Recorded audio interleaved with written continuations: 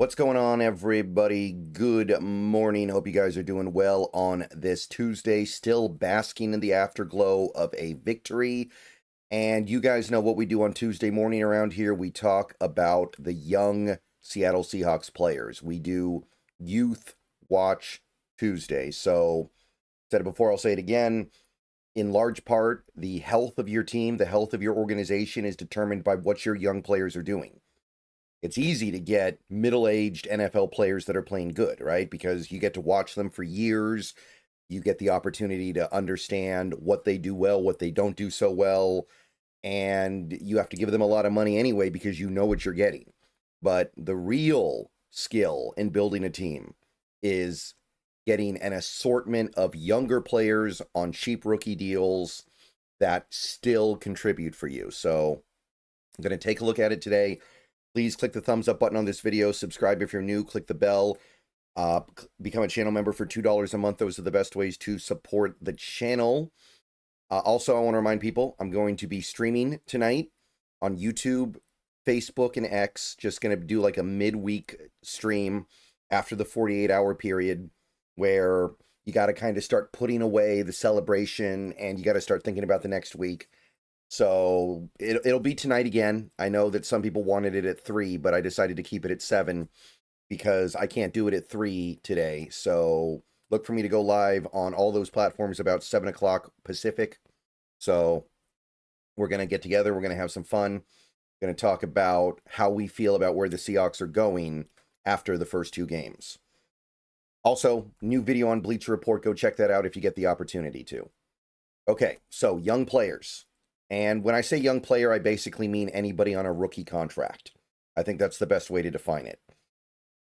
Milroe did not play this week, so there's nothing new there. Who did play, however, this week would be Ken Walker. He did play. And we now have a little bit of an equal platform on which we can judge these 2 young running backs, right? Ken Walker and Zach Charbonnet. They both have 27 touches to start the season. Ken Walker averaging over 5 yards a touch. Zach Charbonnet averaging just barely over 2. And each has a touchdown, and Ken Walker is ahead in the PFF scoring by 27.5 points. So pretty big discrepancy there. I think we can see who's more effective with the ball in their hands right now.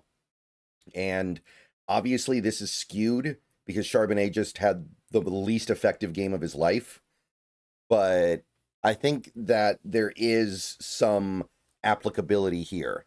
I do think that this is an honest assessment of how effective they are. Not to this extreme. I doubt Charbonnet will ever have a game that ineffective again. And Walker isn't going to be averaging over 5 yards. Actually, I think if you just take a look at the one game, he averaged 9 yards per touch or something. He'll probably not be that effective again anytime soon, but Walker is the player that is more capable with the ball in his hands. Some of you guys were a little quick to throw dirt on him after last week, but he can still ball out there. Robbie Oots still working through some issues. I think he got dinged a little bit for that interception. The second interception on Darnold was mostly his fault. He's still doing good work out there, but as far as it goes to become a really well-rounded player, he's got work to do. And he still hasn't touched the ball yet, so there's nothing to report there. And that's it for your running backs this week. Definitely a little more exciting this time around. Also exciting is the opportunity afforded to you by Sleeper. Before we go any further into this video, I want to tell you a little bit about my friends over at Sleeper. Have you heard about the app, the Sleeper app? Download it. I'm going to let you in on a little something now. It's more than just a platform for fantasy leagues. Yes, this year, millions of users enjoyed playing fantasy sports on Sleeper, but there is so much more to this app. There are live stats, real-time updates, and visualizations on all stats. News feed is lightning fast. You get updates on your favorite players and teams. There is a chat you can use in real time to engage with other users about plays and performances. All kinds of fun stuff like that over there. So download the Sleeper app, the #1 sports app today. Experience it yourself. Use promo code SBN to get a $100 match on your first deposit. Terms and conditions apply. See Sleeper's terms of use for details. Currently operational in over 25 states. Check out Sleeper today. SBN promo code. Back to the video. All right, welcome back. Moving on to receivers here. I think we all know what's going on with JSN. I made a whole video about him last night. If you didn't get a chance to watch that video, definitely go watch it because there's something very special going on with JSN. It's not just the numbers. Yes, he's had 100 yards in each of the first 2 games. Yes, he's got 17 catches, which almost leads the league, but there is something going on here with JSN beyond just that. Very special stuff, very unique stuff. Really, really excited about where this is going. PFF grade over 80 now. Torrey Horton makes his first career pair of catches, including a touchdown catch. Still not playing great overall, but it's coming, and we're seeing growth. Bobo plays a little bit, doesn't touch the ball. AJ Barner makes a couple of catches, including a touchdown. And the tush-push thing is legitimately valuable. So, on the right track. Arroyo comes up with a couple of nice catches. 64.4 there. So, better, definitely. Still going to be hoping for more tight end usage as this season goes on because I think that it's not enough yet based on what we were expecting before the season started. All right, offensive line, it was not as good of a week this week as it was last week, ironically enough, because the offense was a lot better. Still encouraged overall. I don't think anybody should be down right now. 4 of our 5 offensive linemen are above a 60, and the one guy who is not is Zabel, who is a rookie, so it really shouldn't be surprising that he's getting beat up. Cross maintains his high level of play. I know he allowed 3 pressures in this week, but still good.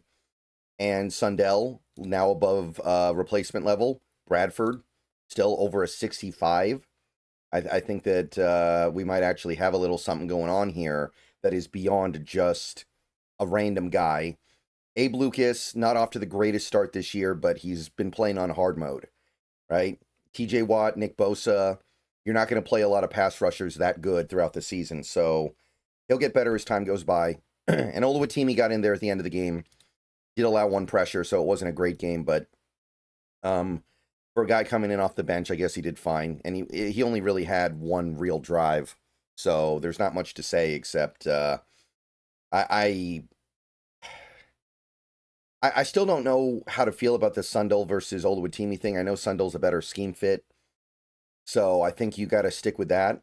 And my understanding is that Sundell was not seriously injured, but there's some stuff with Oluwatimi that is, I think, pretty clearly better. So we'll see how things go as the season wears on. Okay, that's the offensive line. Defensive line, it's all about Byron Murphy. He had another great game this week. 5 tackles, including a sack and a half. So those are his first sacks of the season. And technically, his first full sack of his career, because last year he only had the half a sack. PFF grade's almost a 70. Remember, he's still playing non-trivial snaps out of position. He is still not being optimized at all. He is still being forced to play a position that is not conducive to high-level football for him. This is not the best version of Byron Murphy, not even close. And Mike Morris, also got to give him a little bit of a shout-out as well. He hasn't played a lot so far this year, but what he's played has been okay. About a 68. Almost a 68 PFF. I can take that. Linebacker, mostly just talking about Tyrese Knight here. Played a better game. Not a perfect game. I know that he was largely responsible for the 65-yard catch, but there were a lot of people responsible for that. So even on that one, I think we got to take it a little bit easy. So 15 tackles and a slightly above average PFF grade so far. Drake Thomas did play a little bit, didn't really do all that much. Still serviceable as a backup, I suppose. Edge rushers, both quiet. They're both getting pressure, but they haven't made the big impact yet, which is the shortcoming of these 2 guys. They don't always make the big impact. Sometimes it's just they get close. So Boye Mafe and Derek Hall, I think, each had like a tackle in this game, but they both got pressure. Both have good PFF grades. There just isn't the big hammer. And for Mafe in particular, I'd like to see this get picked up a little bit because he's in a contract year. We need a little bit more. We need something more impactful than just raw pressure off the edge. Sorry. Cornerback, Reek Woolen, better game, but still, he's got a lot of work to do, right? He had like 3 tackles, didn't make any plays on the ball, Gave up a couple of plays, nothing big, but did give up a little bit. He did have the chase down block on Jalen Warren that saved a touchdown and ultimately ended up preventing any points at all. So that was great. We like that. But I don't know. For a guy who's playing for a contract, we're still not really seeing what we need to see. Still not over the moon with what we're looking at here with Reek Woolen. Pritchett played a little bit on special teams, and he did get a couple snaps on defense, but nothing to report. No real impact. And of course, Witherspoon did not play.